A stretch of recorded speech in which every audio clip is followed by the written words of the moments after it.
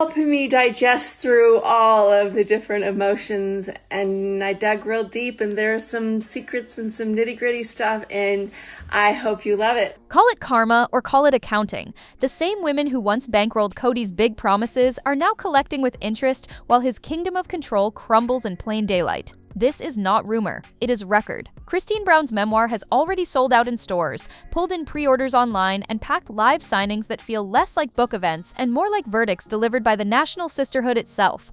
The man who once strutted through television cameras boasting about his empire is watching it fracture one receipt at a time. The payback tally is climbing toward $800,000. The book is out, as we've said, very exciting. Yes. Fans are already reacting to it. They are saying you are exposing Kody's biggest betrayals in this book. Christine's tone in the book is not bitter. It is sharper than that. It reads like the sigh of a woman who survived fire, catalogued every burn mark, and finally set down the ledger for the world to see. She lets us into the intimacy gaps, the financial betrayals, and the endless emotional labor that defined her years with Kody. And it lands differently because this is not an ex-wife writing a hit piece. It is a woman writing as if she is talking to her closest friend over tea, explaining why the fairy tale cracked. That intimacy makes the revelations sting more, because we hear them not as gossip, but as lived experience. Think about the structure of this story. For years, Kody controlled the narrative on camera, in interviews, and in the way money moved inside the Brown household. The show packaged him as a slightly overwhelmed patriarch, juggling wives, juggling kids, but ultimately providing what Christine's book does is pull the curtain and show the imbalance. I think throughout the book, what I tried to really do was to think about all the different people that I'd met along the way and the different parts of my story. A man too busy for his children, a husband absent when she was 2 days postpartum, a partner who left his wives to shoulder the real work while he chased dreams and cameras. The facts are not dry, they bleed, and viewers who have ever balanced a checkbook while their partner acted like a guest in their own home know exactly why this feels like justice served. Already the ripple effects are clear. Social media lit up with readers calling the book the receipt pile we have been waiting for. Barnes & Noble signings sold out. Fans who once quietly doubted Christine's strength are realizing she was the engine all along, and the math is undeniable. Every dollar she earns from speaking her truth subtracts from the illusion Kody built. He cannot be both the visionary patriarch and the man exposed as neglectful, detached, and transactional. That contradiction is the crack in the empire's foundation, and Christine just handed us the blueprint to watch it collapse. Here's the kicker. Christine is not alone. Her revelations are a door creaking open for Janelle, for Mary, even for the kids to step forward with their own ledgers. Each page Christine turned feels like a summons. The $800,000 is not just her book, it is the combined force of ex-wives learning their worth in public, which leaves the lingering question, when the women you once dismissed as background characters start writing their own scripts, what happens to the empire you thought you owned? Christine's book does not open like a courtroom transcript. It opens like a conversation you would have across a kitchen table. The words flow easily, almost like she is pouring a second cup of coffee and leaning closer to confide. She admits the joy she once felt, she admits the hope she carried into her marriage, and then, page by page, she begins laying out the cost. One of the most striking parts of the memoir is how Christine describes life as a young bride who thought she was stepping into a sacred family, only to find herself shouldering the work almost immediately. She recounts how she was left alone with children while Kody busied himself with projects, appearances, and dreams that never seemed to benefit anyone but him. She paints the picture of a man who demanded loyalty, yet offered very little support in return. It is in those passages that you begin to feel the first sparks of revenge, though Christine never calls it that. She simply tells the truth. She describes how exhausting it was to keep a household of many children running, while her husband dismissed her needs as though they were minor inconveniences. She reveals how she asked for help after delivering Truly, and was told to seek it from the other wives because Kody was too busy. The pain is not only in the memory itself, but in the pattern it revealed. This was not a single moment of neglect. It was a glimpse into the imbalance that defined her marriage. Readers who have lived through their own silent sacrifices recognize themselves in her words. Every woman who has been told to just manage it while carrying the load of both parenting and survival can feel the sting of those chapters. The book becomes more than Christine's story. It becomes a mirror for every undervalued partner who has ever questioned whether her needs matter. And here is where the payback begins to take form, not as anger but as ownership. Christine turns her pain into pages that sell, signings that fill, and a platform that grows louder with each passing week. By simply writing down what she endured, she transforms those years of unpaid labor into something tangible, something profitable, something that rewrites the balance sheet. The irony is sharp. For decades, Kody believed he held the power by controlling the family story and by keeping his wives financially dependent. Yet it is Christine's unfiltered honesty that the public has rewarded. What once felt like humiliation has become her redemption. The same anecdotes that Kody might have brushed off as trivial are now the very words shaking the empire he tried so hard to protect. So the question naturally arises, if one woman with one book can cause this much disruption, what happens when the others step forward with their own accounts? Christine's story is not just a memoir, it is an opening statement, and every page feels like an invitation for the others to finally add their voices to the record. Hop in the time machine for a moment. Picture the Browns in the early years of the show. The camera angles were soft, the music was hopeful, and Kody carried himself like a man building something grand. The narrative was carefully crafted. A husband with multiple wives, dozens of children, and a dream of community. To the outside world, it looked like abundance. But beneath the surface was a very different financial reality. Kody positioned himself at the center of every major decision. Properties were purchased in his name, vehicles were tied to his signature, wives were encouraged to hand over their earnings in the spirit of unity. It sounded like teamwork on television, yet in practice, it created dependency. He controlled the checkbook, he controlled the assets, and because the show was still new, the wives hesitated to push back. After all, the cameras were capturing what was supposed to look like harmony. The empire grew quickly. Each new house, each land deal, each episode filmed added to the illusion that Kody was a provider, but viewers who looked closely could already see the cracks. Groceries were stretched thin. The wives spoke often about budgeting and sacrifice, while Kody posed as the visionary. He was the man with the dream, while they were the ones doing the math to keep the lights on. It was a delicate balance that only worked because the women stayed quiet. As long as the wives played their part, the illusion held, and for years they did, because silence felt safer than confrontation.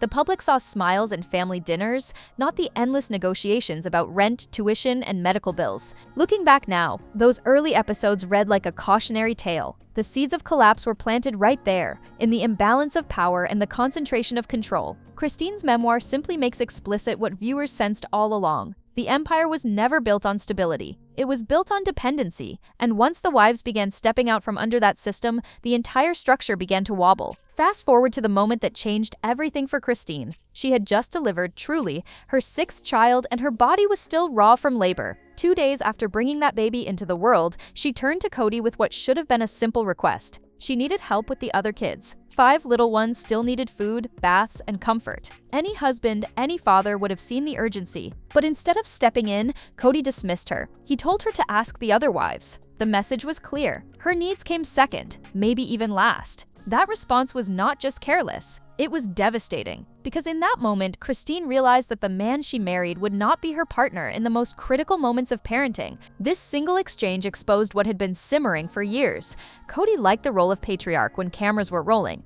He liked the praise of being seen as a father of many. But when it came time for the daily grind, the heavy lifting, he passed it off. Christine's exhaustion, her tears, her plea for help were brushed aside. For every woman who has carried a newborn while juggling the rest of life's demands, Christine's story cuts deep. It is the memory of doing everything on little sleep, the weight of groceries in one arm while balancing a baby in the other, and to be told that even then you are on your own is a kind of betrayal that never really fades. The empire began to wobble right there in that hospital recovery, because if the patriarch could not show up for his wife at her weakest, then what foundation did this family truly stand on? Christine's book captures that pain in vivid detail, and readers recognize it instantly. It is not the story of one wife. It is the universal story of every woman who has ever begged for support and been handed silence instead. Now let us step behind the closed doors of that marriage, because Christine did something few expected. She wrote honestly about intimacy, not in vague hints, but in clear detail that left readers stunned. For years, fans assumed that if nothing else, Kody must have been a passionate partner. After all, he fathered 18 children. Surely there must have been affection, warmth, some sense of romance. But Christine strips away that illusion. She describes her wedding night with painful honesty. She had never even kissed another man before the ceremony. She was nervous, hopeful, and ready to give herself completely. Yet what she found was not passion. There was no tenderness, no foreplay, no sense of her comfort. It was rushed and mechanical, a transaction rather than a celebration, and it left her in pain. That memory did not fade over time. Christine explains that it set a pattern. Kody always seemed satisfied with the experience, yet never invested in her needs. It was as if intimacy was simply another task to check off the marital list, rather than a bond to nurture. For Christine, who had entered the marriage with trust and innocence, it became a wound that shaped how she saw herself. Readers were shocked, but also enlightened, because it matched what many had suspected from watching the show.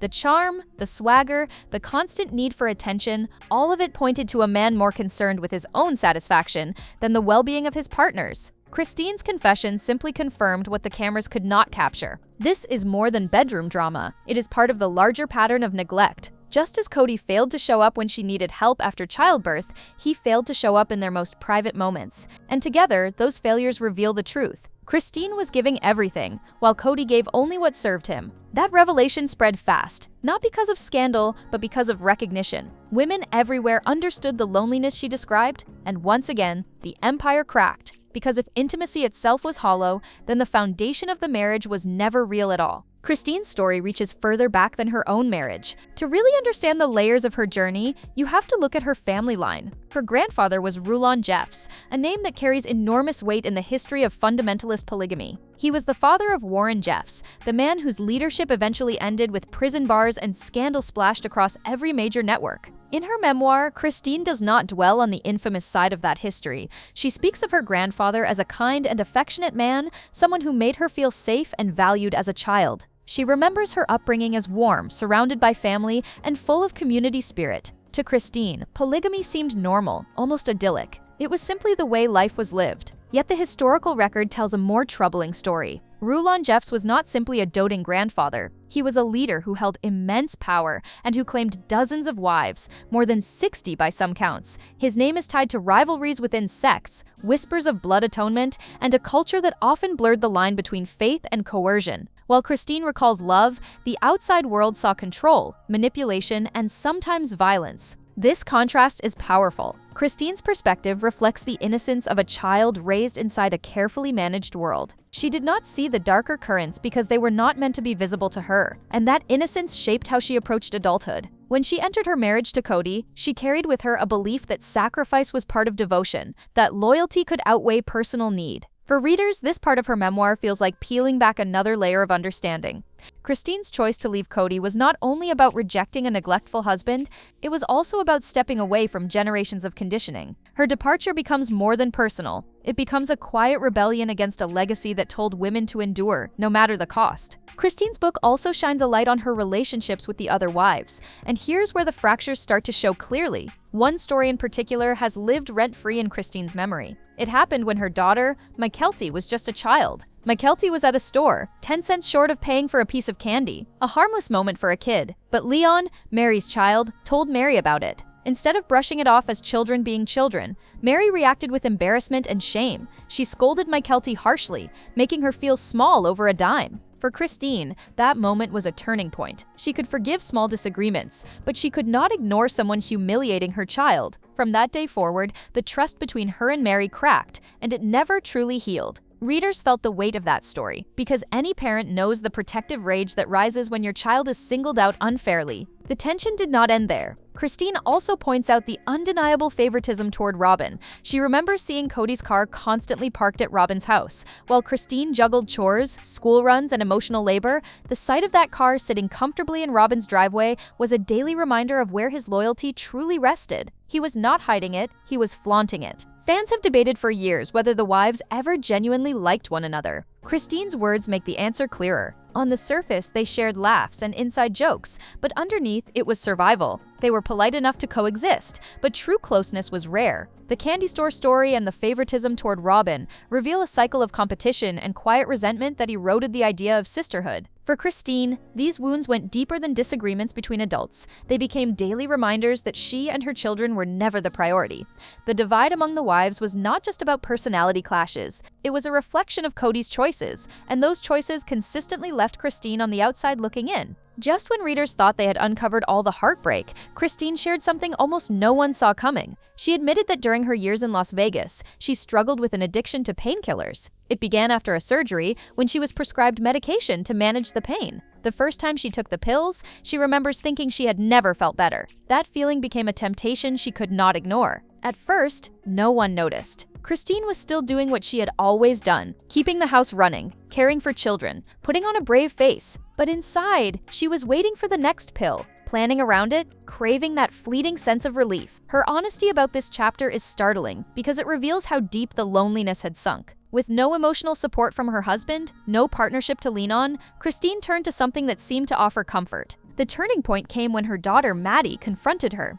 Maddie could see the difference. She knew something was off. And that mirror forced Christine to face the truth. She was not herself. She was numbing pain that could not be solved by a pill. Christine writes about how she weaned herself off, how difficult it was, and how she realized she had to be present for her children. This revelation hit readers like a thunderclap, not because they judged her, but because they recognized the pattern. How many women, abandoned by partners and overwhelmed by responsibility, reach for something to take the edge off? For some, it is wine every evening. For others, it is medication that becomes too easy to rely on. Christine's story became a confession that spoke for countless women who have felt the same pull. What stands out is her resilience. She did not let the addiction define her. She recognized the danger, pulled herself out, and spoke the truth publicly so no one else had to feel alone. It is another piece of the ledger. The years Kody ignored her created scars, but those scars are now part of a story that inspires others to face their own struggles without shame. Here is where the story shifts from pain to payback. Christine's memoir is not just a personal victory, it is a financial one. The book sold out in stores, packed signings across the country, and drew waves of pre-orders online. Industry watchers estimate that the royalties and appearance fees tied to this success could climb into the hundreds of thousands of dollars.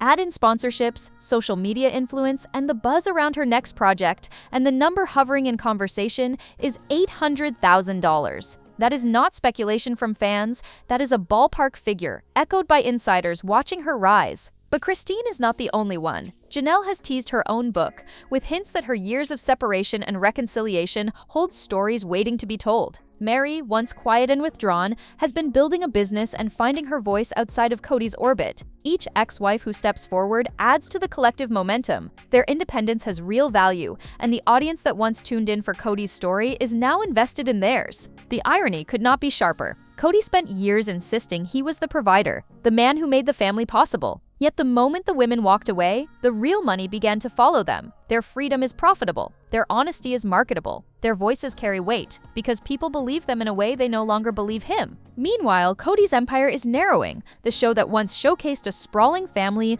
now circles only around him and Robin. Viewers who once saw abundance now see isolation. Every dollar Christine earns, every audience Janelle gathers, every venture Mary builds chips away at the illusion that Kody is in control. This is the ledger flipped on its head. For decades, the women invested their time, their energy, their youth, and their labor into Kody's vision. Now the returns are coming back to them, and the scoreboard is impossible to ignore. Payback is real, the ex-wives are rising, and the empire that once looked unshakable is cracking under the weight of its own imbalance. Strength, Janelle is preparing to tell her side, and even Mary is carving out a new identity away from the shadow of plural marriage. What once looked like a family united under one patriarch now looks more like a row of women standing tall on their own ground. Each of them is living proof that freedom can be more profitable than control. For Kody, the picture is not as bright. The show that made him famous has shrunk into a smaller circle, focused only on him and Robin. Viewers who once tuned in for the chaotic abundance of many wives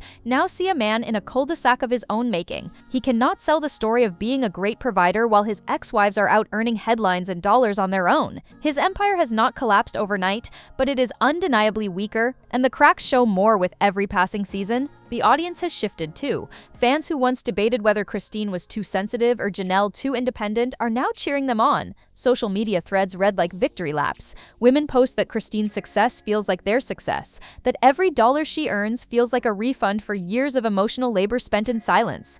The national sisterhood has claimed this story as its own. And yet, one question lingers. Is $800,000 only the beginning? If Janelle publishes, if Mary expands her ventures, if the children eventually add their voices, the financial and emotional toll on Kody's image could be far greater than anyone expects. The payback may only be in its early stages. So what do you think? Is this karmic justice playing out in real time, or are we just watching the opening act of something even bigger? Tap like, hit subscribe, and keep notifications on, because a fresh video is already queued up. And something tells me the next round of revelations will be even juicier than the last.